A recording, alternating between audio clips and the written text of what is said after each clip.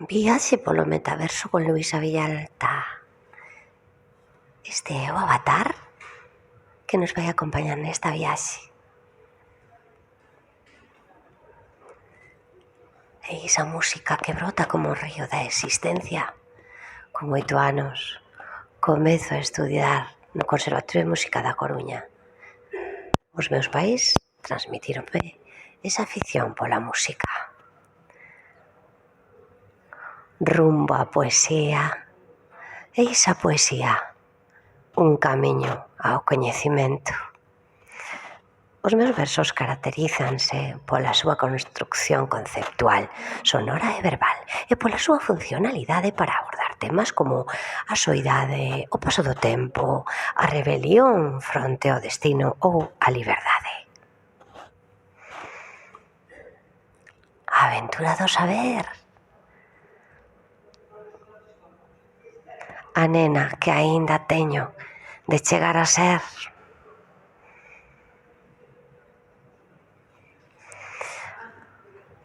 Rumbo ao ensaio, emigrar e non perder nunca de vista a posibilidade do retorno.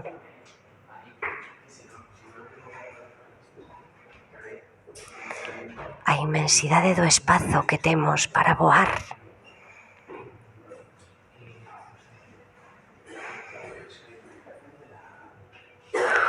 Sempre o teatro, a procura da verdade. Este xénero foi unha das miñas grandes paixóns, intelectuais e creativas. Nel demostrei o meu amplo coñecemento histórico e a miña pegada musical, e deste xeito conseguí facer camiño nun espazo maioritariamente masculinizado. Escoito a voz que me silencia, comezo a expresar o necesario. O necesario.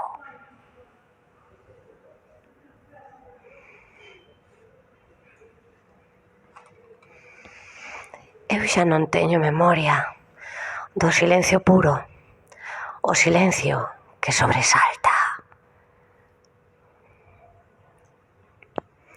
Na narrativa exploro novos rexistros sen perder a coherencia co resto da miña obra.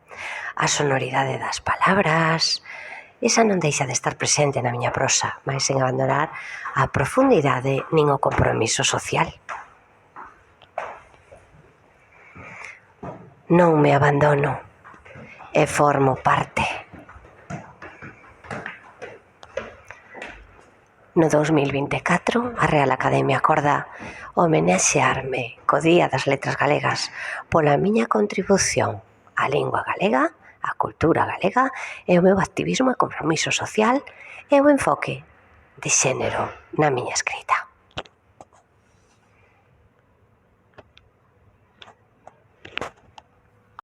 Poema de Luisa Villalta, protagonista do Día das Letras Galegas 2024.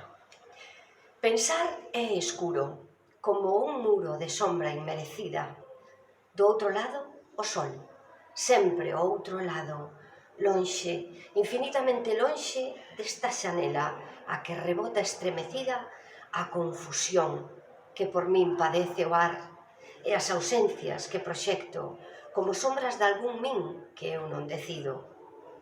Pensar como en lesión de criaturas espantosas que arrebatan as explicacións máis simples da loucura. E é así, porque a razón é tráxica, como tráxico é calquer fin último, calquer destino ao que se aboca a vida. Para ti, Luisa.